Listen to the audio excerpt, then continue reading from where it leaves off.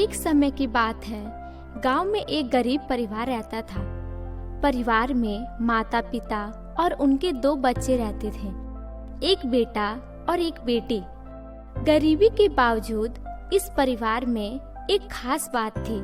वह लोग हमेशा खुश रहते थे और एक दूसरे के साथ मिलजुल कर जीते थे। बच्चों का नाम राजा और सीता था। राजा बड़ा होकर एक अच्छा व्यापारी बनना चाहता था, जबकि सीता एक शिक्षिका बनना चाहती थी। गरीबी के कारण उन्हें अच्छी शिक्षा प्राप्त नहीं हो पा रही थी, लेकिन उन्होंने हमेशा से मेहनत और समर्पण के साथ पढ़ाई की। एक दिन गांव में एक साहूकार आया। एक गांव में 2 मामा और उनका परिवार रहा करता था। सब कुछ अच्छा चल रहा था, पर 2 सड़क हादसे में मेरे बड़े मामा की मृत्यु हो गई। इसके कुछ समय पश्चात मेरी बड़ी मामी की मृत्यु भी हो गई। इसके बाद मेरे छोटे मामा और उनका परिवार गांव का घर खाली करके शहर आ गए। पर कुछ महीने बाद मेरे छोटे मामा को गांव के घर जाना पड़ा, उसकी मरम्मत करवाने के लिए। उन्होंने गांव में मरम्मत का काम शुरू कर दिया। 2 दिन में मरम्मत का काम खत्म करके छोटे मामा रात के करीब 10 बजे छत पर खड़े थे। उन्होंने देखा कि नीचे मेरी बड़ी मामी खुले बालों में आंगन में टहल रही है। ये नजारा देखकर मेरे मामा की आंख फटी की फटी रह गई। वो तुरंत नीचे की ओर भागे। जैसे ही वो सीढ़ियों के पास पहुंचे, उन्होंने देखा कि मेरी बड़ी मामी नीचे से 4थी सीढ़ी पर बैठी थी और पीछे गर्दन करके उन्हें घूर रही हैं। ये देखकर मेरे मामा बुरी तरह डर गए और अपना होश खो बैठे। इसके बाद उन्हें सुबह जब होश आया तो वो पड़ोसी के घर चले गए। उन्होंने पड़ोसियों को पूरा नज़ारा सुनाया। इसके बाद मेरे मामा की तबीयत पूरी तरह खराब हो गई। वो जल्द से जल्द शहर आ गए, पर उस रात को कभी नहीं भूल पाए। तो हेलो दोस्तों, हमारी कहानी यहीं पे खत्म होती है।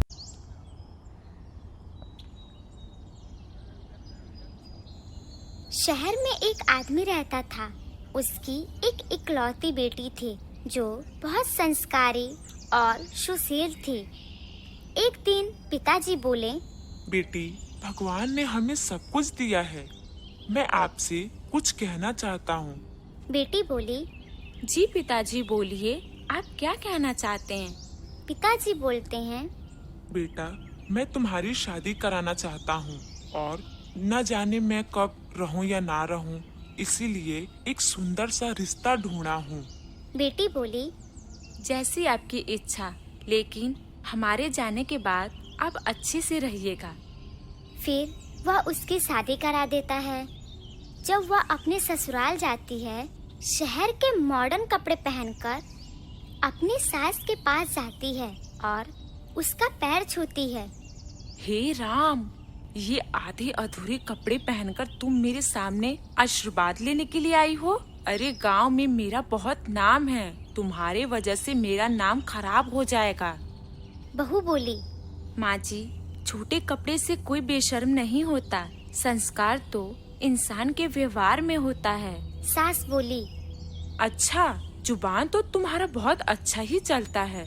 अरे हमारे यहाँ शादी के बाद बहुएं साड़ी पहनकर रसोई में खाना बनाती हैं, और तुम क्या पहनकर आ गई? बहू बोली, माँ जी, मैं अपने तरफ से पूरी कोशिश करूँगी कि मैं आपका दिल जीत पाऊँ। आप टेंशन मत लीजिए, आपको टेंशन लेने की कोई जरूरत नहीं है। मेरे रहते हुए आपके नाम को कोई बदनाम नहीं करेगा, भले ही मैं शहर की हूँ। सास बोली, फिलहाल के लिए मेरे आँखों से ओझल हो जाओ, मैं तुमको इस कपड़े में देख नहीं पा रही हूँ। वह अपने कमरे में चली जाती है। कुछ दिनों बाद एक दिन कमला अपनी बहू से कहती है कि कल घर में गणेश जी की पूजा है, आसपास के बहुत से लोग आएंगे, तो तुम शिकायत का मौका मुझे बिल्कुल भी मत देना। और हाँ, गांव के लोगों को दिखा देना कि मेरी बहू शहर की होने के बाद भी बहुत ज्यादा संस्कारी है, और अपना ऐसा पहनावा पहनकर मत आ जाना ऐसे ही अगले दिन पूजा का सारा काम कर लेती है। ये सब देखकर कमला देवी को बहुत अच्छा लगता है। सभी लोग पूजा में आ जाते हैं।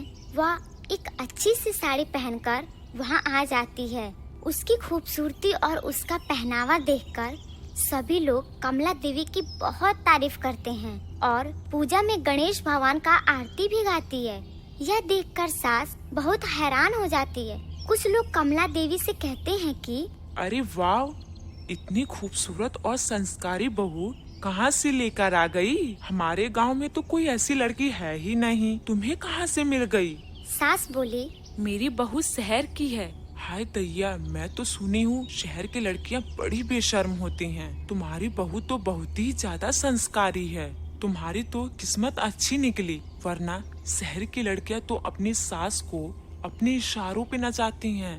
सास बोली, अरे नहीं नहीं बहन, पहले मैं भी ऐसा सोचती थी, लेकिन मेरी बहू ने मेरी सोच को बदल डाला और अपने संस्कारों से मेरा दिल जीत लिया। कमला को अपनी गलती का एहसास हो जाता है और सबके जाने के बाद अपनी बहू को बुलाती है और अपनी पुश्तैनी हार दे देती है। देते हुए कहती है कि ले बहू, ये तेरे लिए सोने का हार। आज मैं बहुत खुश हूँ। तुमने तो मेरा सोच ही बदल डाला। सच में मुझे एहसास हुआ कि ऐसे कपड़े पहनने से इंसान के संस्कार नहीं दिखते। एक गांव में एक बूढ़ी दादी रहती थी। उनकी 2 पोतियां थीं। दादी माँ ने अपने दोनों पोतियों को पाल पोस के बड़ा किया था। दादी माँ दूसरों के घरों में काम किया करती और उन्हीं पैसों से अपनी दोनों पोतियों का पालन पोषण करती। उसकी दोनों पोतियां बहुत होनहार थीं और इसका फायदा दादी माँ उठाना चाहती थी। एक दिन सुबह दादी माँ अपने दोनों पोतियों से कहती हैं कि अरे मेरी प्यारी पोतियों, उठ जाओ, सुबह हो गई है। एक पोती बोलती है कि दादी सोने दीजिए ना। दादी बोलती हैं, बेटा उठ जाओ, आज आप लोग को काम ढूंढने जाना था ना। पोती बोलती है, नहीं नहीं दादी जी, आज मन नहीं कर रहा, कल चले जाएंगे, आज बस सोने दीजिए ना। दादी यह सुनकर अपने दोनों पोतियों को डांटे बगैर वहाँ से अपने कमरे में चली जाती हैं। कुछ समय बाद दादी आवाज देते हुए अपनी पोतियों से कहती हैं कि बच्चों, मैंने खाना बना दिया है और तुम दोनों उठ जाओगे तो समय से खाना खा लेना। पोती बोलती हैं, ठीक है दादी। दादी माँ अपने मालकिन के घर चली जाती हैं और अपने मालकिन से बात करती हैं। मालकिन बोलती हैं कि अरे आज तुम इतना लेट कैसे हो गई? दादी माँ बोलती हैं, अरे मालकिन जी, आप तो जानती ही हैं कि मेरी 2 प्यारी पोतियां हैं। उनको उठाने में देर हो जाती है। उनके खाने पीने का ध्यान मुझे ही रखना पड़ता है। आज तो वो बिल्कुल भी नहीं उठ रही थीं, इसीलिए मुझे आज आने में देर हो गई। मालकिन बोली, दादी माँ, आप मुझसे बड़ी हैं, इसीलिए आप मुझे मालकिन मत कहा करिए। मैंने आपसे यह कितनी बार कहा है। दादी बोलती हैं कि अब शुरू से यही बोलती आई हूँ, इसलिए अब आपका नाम नहीं लिया जाता है। मालकिन बोली, अच्छा अब मैं चलती हूँ, मुझे बहुत देर हो रही है। आप अपना और मेरे घर का ख्याल रखना। ना कहकर मालकिन वहाँ से चली जाती है। और दादी माँ घर की सफाई करने लगती हैं। तभी उसे अपने मालकिन का लिपस्टिक दिखाई देता है। वह उसे उठाकर बोलती है कि अरे वाह, यह लिपस्टिक तो कितना सुंदर है। क्यों ना मैं इसे चुरा लूं और अपनी पोतियों को दे दूं। आखिर में वो भी तो लड़कियां हैं, उनका भी मन करता होगा सजने संवरने का। मैं ऐसा करती हूँ कि इसको छुपा लेती हूँ।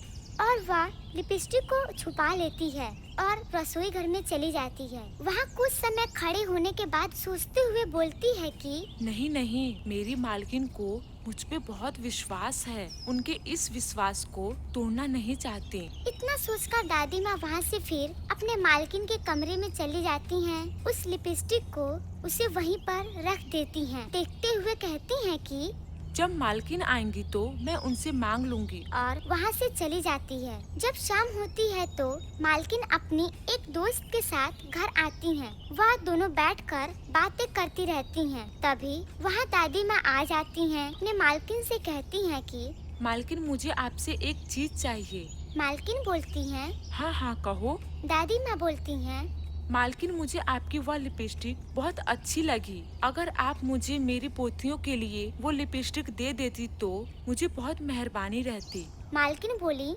अरे कोई बात नहीं, आपको जो चाहिए वो ले लीजिए। तभी वह अपने मालकिन का लिपस्टिक उठा लेती है और वहाँ से चली जाती है।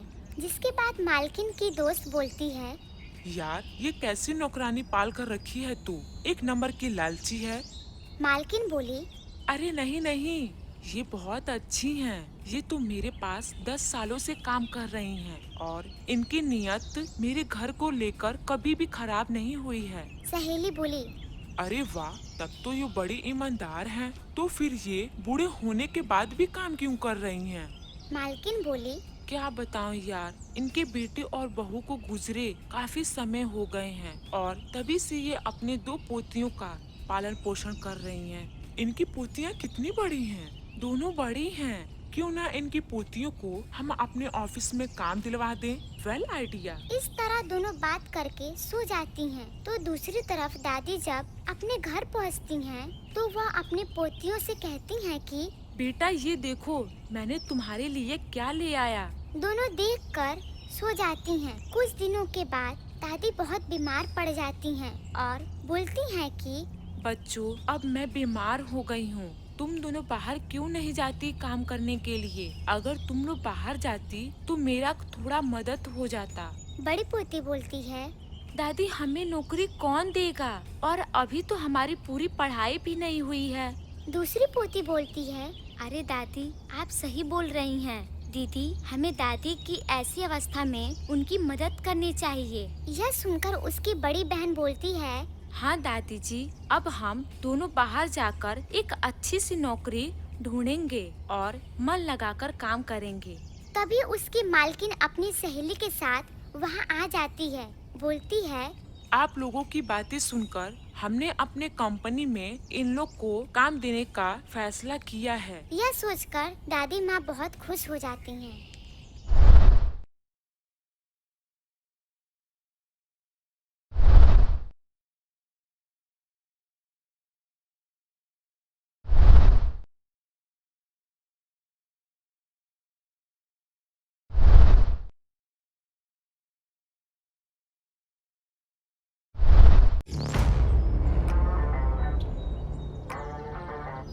एक समय की बात है, मदनपुर गांव में एक किसान रहता था।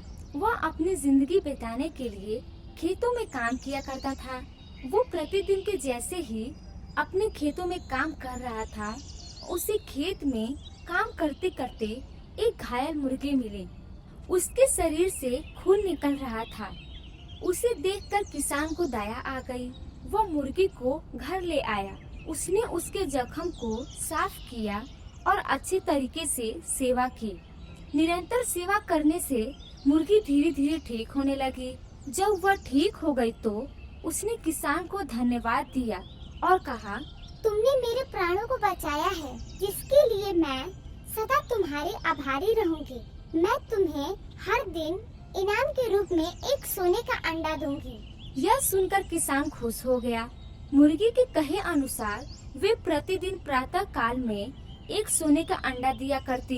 किसान उसे बेचकर धन इकट्ठा करता। वे प्रतिदिन मुर्गी के अंडे को ले जाकर पास के शहर में बेच आता। धीरे धीरे किसान के पास बहुत धन ज्यादा इकट्ठा हो गया।